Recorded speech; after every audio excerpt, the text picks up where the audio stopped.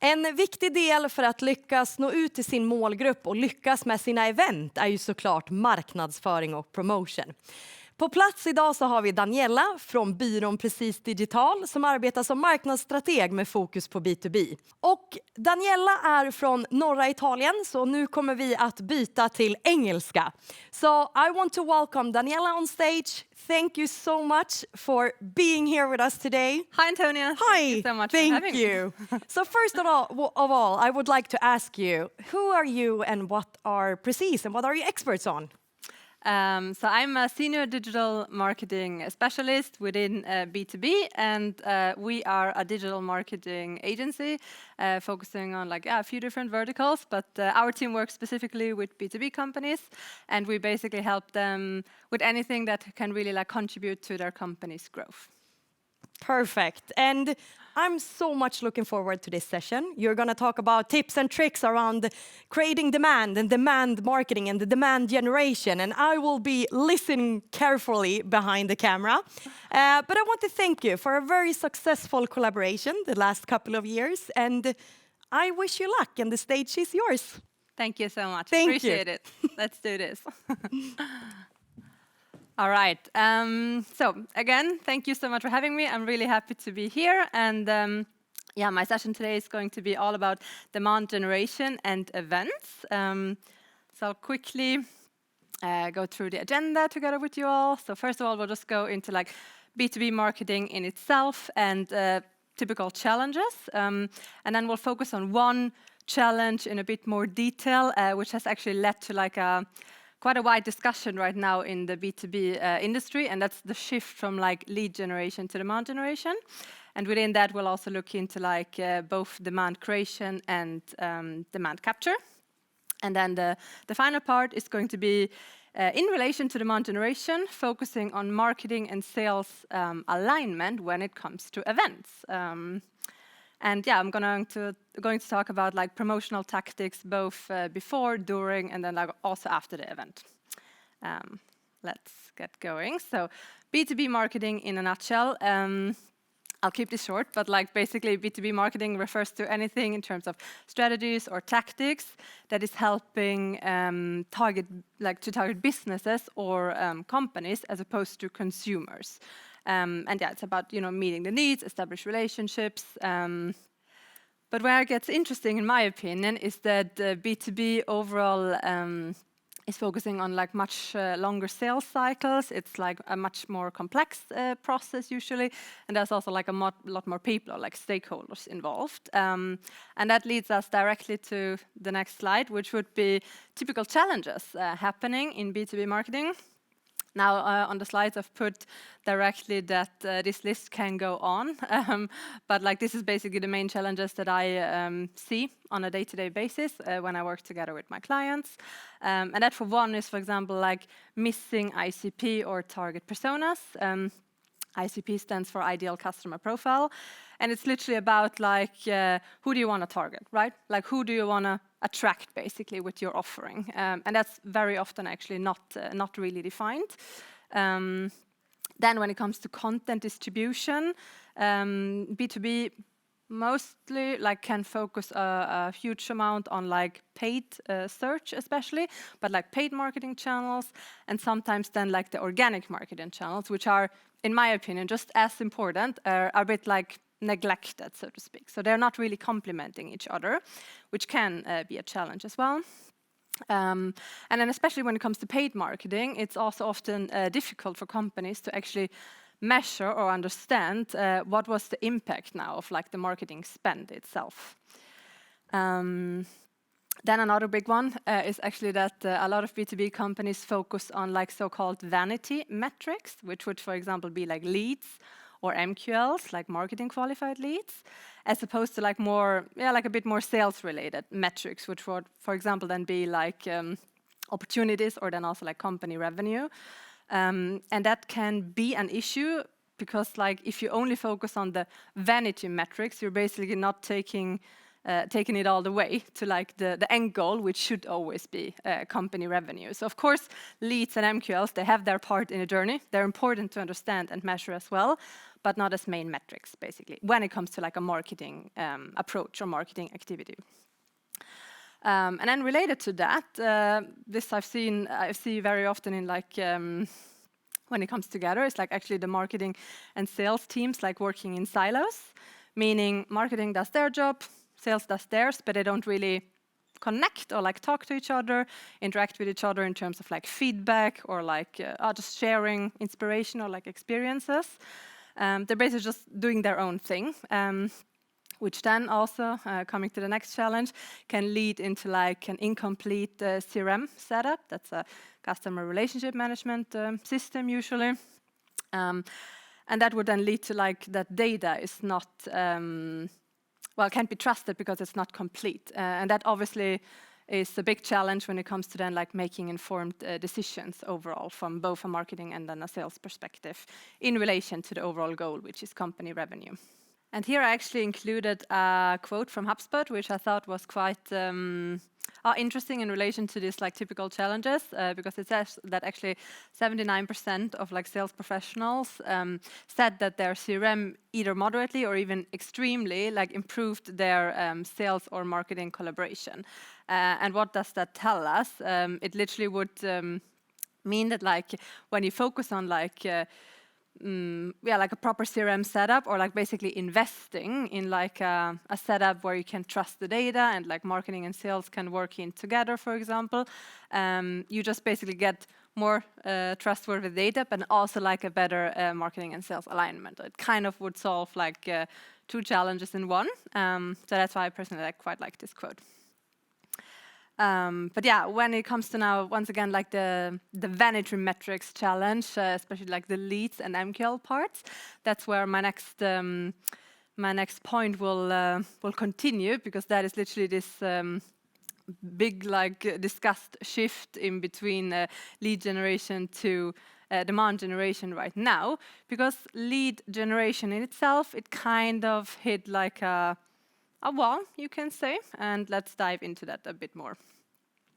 So the shift from lead to demand generation. Let's go on lead generation first. What is that even, right? So it has been seen as quite like a primary, or I would actually say the to-go marketing strategy for quite a while. And in its essence, it literally means that you generate leads and you nurture them like all the way until you feel like they're ready for sales, and then you would hand them over, and sales would take over and like do the sales process, basically. Sounds great in theory, but what's the issue with that? The issue is that like nowadays, no one actually wants to receive this kind of like generic like nurturing anymore, and then maybe even receive like either unwanted or irrelevant emails, or even like sales like phone calls. And here I just want to invite you maybe to think about your own like behavior when you're like working like on a work day, and like just like check your emails, like how many of these emails are like relevant to you when you just get random emails from other companies trying to get in contact with you, and how many like immediately land maybe in your in your bin, or like are even ending up in the spam folder like anyway.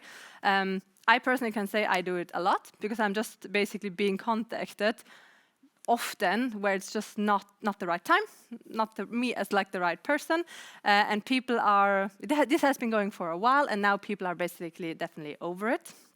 And then another part with this is actually that also sales, they got to a point where they were like really frustrated, because through this lead generation strategy, you can call it, the leads were just like pushed to sales like way too early, in a sense of like, now they're nurtured fine, but there was like not enough actual personalization involved, and like actual understanding of like where buyers are in their journey. So then they landed on sales disqualified them, and then there was this like discrepancy again in between like, marketing and sales, and where did we end up there, basically.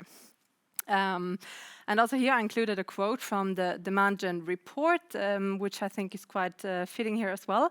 It's 43% of like marketers believe that their lead nurturing strategies need improvement. So that tells me that obviously in itself, like lead generation and like lead nurturing especially, it's not completely wrong. Like it shouldn't be completely, cut off from your strategy. It just needs to be better, literally, than it has been done like all the past years in terms of like very generic, very hasty sometimes even, and then just like handing over the leads like to sales like too early. Lead nurturing can absolutely still work. It just needs to be more focused on like what does the person in the end. In B2B, we're still always talking to people. What do they want to hear from you at this point in time? Do they even want to hear from you at this point in time? And that's where demand generation comes in. So that's where the B2B marketing industry is shifting right now. So what is demand generation? It's literally a strategy that goes way beyond lead generation, and it's based on the fact that the market isn't ready to buy yet, and some buyers are not even aware yet that they face a challenge, basically. And that's why it's actually split in like two categories. One is demand creation, and the other one is demand capture. And now we'll look at both of them in more detail. So, demand creation.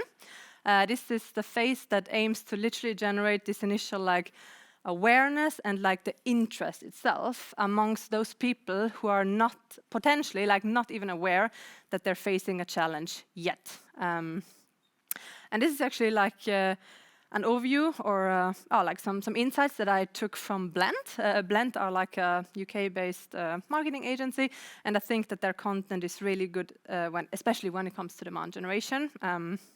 So I can recommend checking them out as well. But like this overview to the right, I think it's spot on. When it comes to audience now for demand creation, very low intent, very awareness focused still, and it's actually like a total of 95% of the market.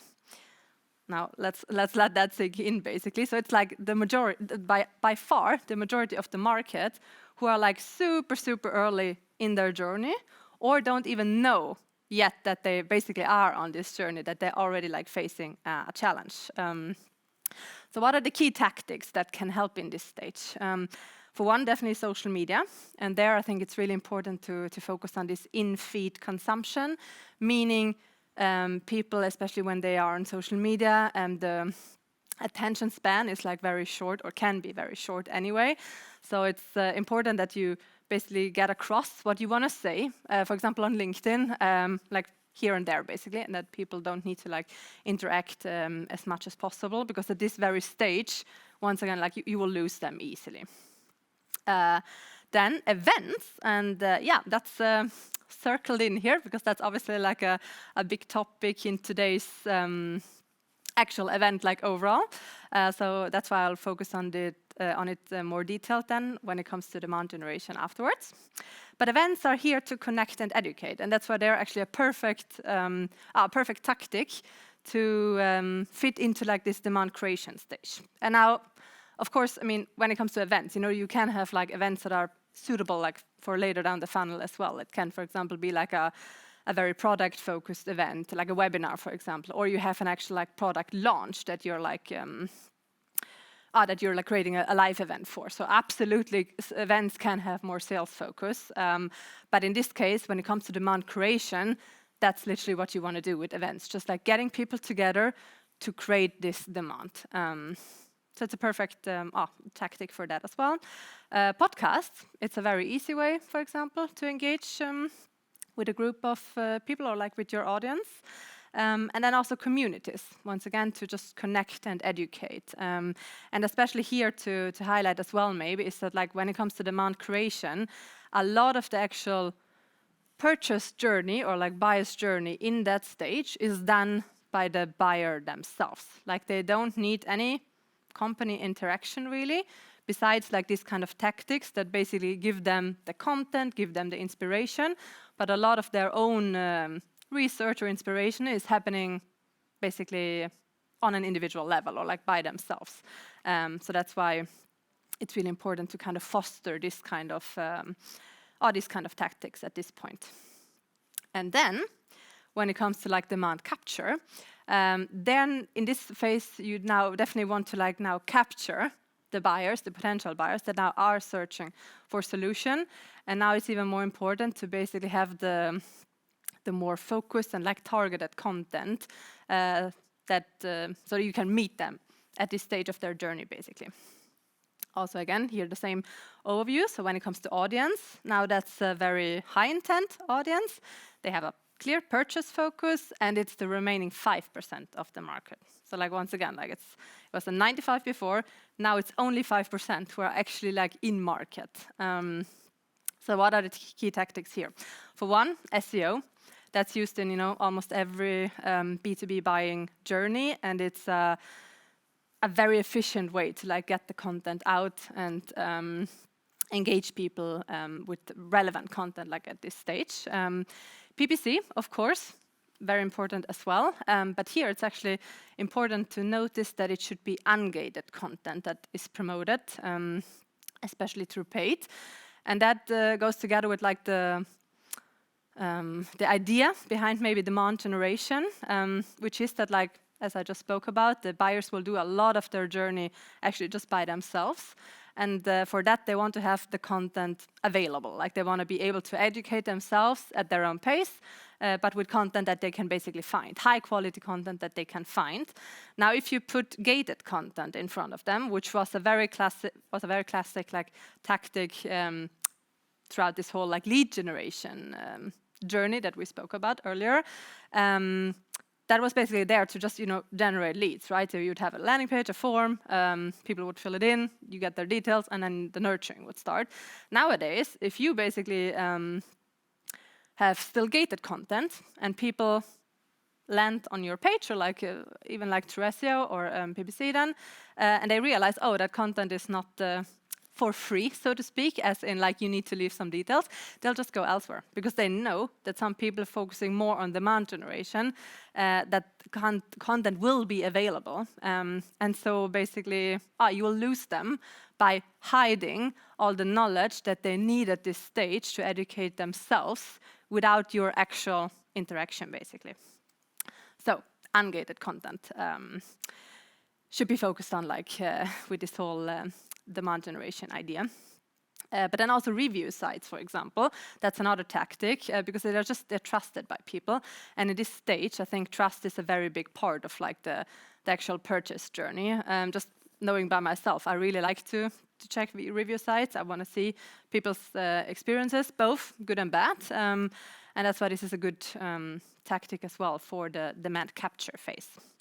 And last but not least, of course, your website.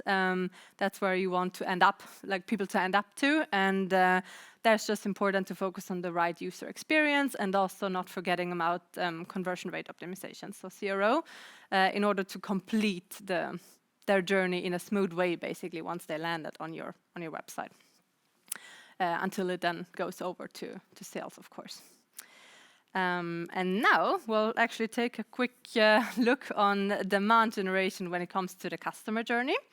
The customer journey in itself, like when you search for it, it's literally mainly like a client's perspective on like where they are in their journey, like what stages they go through.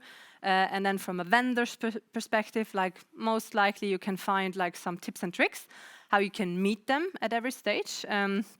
But this is actually an overview or like a framework that me and my team, my colleagues at Precis, put together because we felt that we wanted the stages from a client perspective match with the stages from a vendor perspective. So we came up with this model basically. The stages from a vendor perspective are aligned with the ABM, account-based marketing approach, but we personalized this, or like, just changed the stages a bit in order to really fit the client perspectives, basically. And if we go through that, like overall, client like journey could be, brainstorming phase, research phase, education phase, decision phase, and then word of mouth phase. And how they would then reflect what happens on the vendor side, that would then be identify, attract, engage, close, and advocate. But now, very important to note here is that actually this, again, like from a theory, great. in Praxis, we know that like this is not how it goes, right? Like a customer journey, like it's rarely, and I would even say like never actually, like super linear. It goes left and right and up and down, like in terms of like a buyer behavior, like people might stay in one stage for quite a while. As said, they might jump around. They might have like way many more interactions that are like actually very hard to capture then from like a vendor's perspective.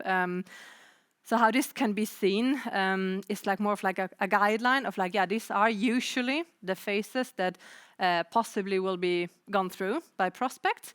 And the most important part is then like, what can you do as a company, as a vendor, like proactively to meet them at their stage, but also there, you know, for example, identify and attract, when we relate it to demand generation, the identify stage would be that people are not even aware about that they're facing a challenge, and attract would then be, they are aware, but they're like super early on in their buyer's journey. So these stages, depending on your company's setup in the end, like they could, you know, be merged together as well, or like there could only be one, or like one that is not even relevant because it would go directly from identify to engage, for example. Like it's very important to see this as like an overall inspiration, but never like as, you know, set in stone, because that's again like theory, great, but like really rarely happen in like when it comes to like practical thinking and practical like tactics, basically. But why I've included this here is like that when it comes to demand generation, both identify and attract, as said, would be the demand creation part, approximately. And then when it comes to engage, that would then be where like the capturing of the demand would start. And now going back to like the overall like event topic in relation to demand generation, actual events as like a tactic for the demand creation part would fall into either the identify or attract stages then, basically. And that's what we'll now focus on. So we're going to talk about marketing and sales alignment for events. Why marketing and sales alignment for events? Well, because I think that the whole idea for like demand generation is as well that marketing and sales should collaborate together and not work in silos, as it most likely has happened or is still happening with like the lead generation aspect. Demand generation is literally for both teams with the ultimate goal of like driving revenue and like win new customers, but everything at its time, basically, and especially for events, when it comes to the demand creation phase, that's how basically both teams can like work together in order to make the most of that. And we'll look into promotional tactics now in this relation, before, during, and then after the event as well. So, when it comes to marketing and sales, what are promotional tactics before the event? For one, ensuring both teams, and I know this is actually, it's a super straightforward one, but it's still so important, ensuring both teams are aligned on the event purpose. And that, what would that be? That would be educational and inspirational as opposed to only driving sales. And then again, like events, first of all, they can be a bit more sales focused, as I mentioned earlier, of course, as well. And if there's any kind of like opportunity, even at such an event, that more sales can be in focus, like that's obviously absolutely fine. Again, the end goal is always company revenue, right? But it shouldn't be the only, like never be the only person, especially when it comes to this creating demand phase. So there you want to be educational, you want to be inspirational, and that's what you want to translate over to your audience, basically. Next tip would be to set a value proposition that shows how your target audience will now benefit from attending an event. Literally, why should they care? Why should they attend? What's in for them? And trying to create a demand, like in order to get them basically to attend the actual event. Could be, you know, learning something new, mingling with like like-minded like people in the industry or in the same market. But it's very important to get that across, to have that, just like that, that buy-in basically. Then of like, yeah, this is why I can attend. This is why it will really be like beneficial for me to attend. And then when it comes to working on the event distribution plan, that most likely, or like people in most cases think that, you know, okay, pure marketing task. I would say that demand generation itself, that concept kind of like disagrees with that really, because obviously both marketing and sales can have their part in it, like promoting an event. And that can be anything, you know, once again, social media activation, email marketing itself, reaching out to people personally. And what this will do is just like helping to get up the excitement, but also once again showing that it's the team of both marketing itself, so like the commercial team, if you want to say, working together on creating this demand for their product or service in the end. So that's what this is all about. Then, when it comes to promotional tactics during the event, it's also, again, important to focus on getting your company's vision out at the event instead of like purely trying to sell your product or service. And also here you can act as one team. Has nothing to do with, you know, that sales is here for selling basically, and marketing is here for promoting. It's your mission as a team basically to get this vision out at this stage, to get once again this inspirational and like educational like focus going. And then again, of course, if during the event, you know, some discussions like go a bit more in like the sales direction, or like you get like an opportunity out of it, of course take it, like that's amazing, that's a super nice plus basically, but it should never be the main focus at such an event, because then people, even if they have bought in and attended during the event, they might just now feel like, well, I mean, this is too product focused to me now, like I don't feel like that I learned something that is relevant to me right now. And then depending also on what event it is, for example, if it's like a webinar, you will just lose attendance then basically. Next point would be engaging your audience and make them a part of the event by using, for example, it can be live chat, polls, QR code, a Q&A session, or depending on the scale of the event, also like a social media hashtag, for example, to like get the conversation going. And again, you know, this can be completely done together by marketing and sales. Like it's both of their mission basically to creating the demand like at the actual event through this way. And then being approachable and helpful, like focusing on discussing industry news or challenges even at this stage, instead of once again trying to collect like people's contact information. For one, once again, they will not be happy doing that. Some might. And of course, if that's the case again, take it. But don't push for it like proactively, because that's absolutely not the purpose of that event at this stage, actually. And besides that, of course, depending on what type of event it is again, but you already have their contact details from the registration. So there's no need to focus in on that purely like more sales focus again. And then, when it comes to promotional tactics after the event, one would be that to make post-event communication interactive. That would be social media polls, engaging questions via your LinkedIn profile. And there, I mean like the actual company profile to engage the followers and like the audience that you have there. Or, and I think in terms of like personal branding and like trust, that's even more advice nowadays, that you have like post-event or like event-related discussions started by your company's thought leaders. And with that, I literally mean like employees who are like, you know, really have established like a good personal brand, or like are in the works of like doing so, and just like getting this personal ideas out, or like reflections maybe from the event in order to like try and engage the audience that way. Well, when it comes to then follow-up with attendees, I think that's always like still appreciated. Sending, you know, a thank you for attending, or if they didn't attend, like still like here's, for example, like the recording in case there is one. And the most important point here is once again for both marketing and sales to understand what could be improved for an upcoming event. So asking for feedback, because that way you will get valuable insights that both teams basically can just like learn from and infuse in their like upcoming event strategies as well. And then through email, both marketing and sales can provide further useful, just remember, ungated content related to the event. And then this is where I think lead nurturing actually comes in again. You can absolutely call that lead nurturing, but then it's, you know, it's timely and it's like to the right people that are most likely having like a proper interest in this topic, and then just focus that it's like awareness content, that it's once again inspirational, that it can maybe deepen down a bit based on the event topic, so that there's like a few more learnings. So that can absolutely still work. It's then just important, again, to just remember not putting people like in an unwanted, either the nurture flow that ends up with sales, automated, so like within a week then, for example.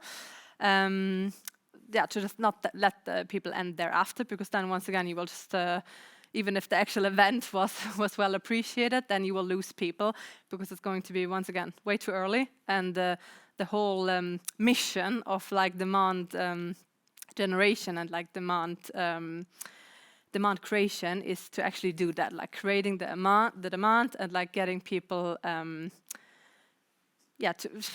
getting people there in terms of like the topic, the understanding, like inspiration again, and like once again think about that, like they are doing a lot of their, or most parts of their journey themselves right now. So that's how you can meet them best, basically. And yeah, that actually has been it. So thank you so much for attending today's session. Once again, also thank you for having me, of course, Antonia and team. And yeah, I hope you learned something useful today. You can bring something with you, some new inspiration maybe. And yeah, thank you again.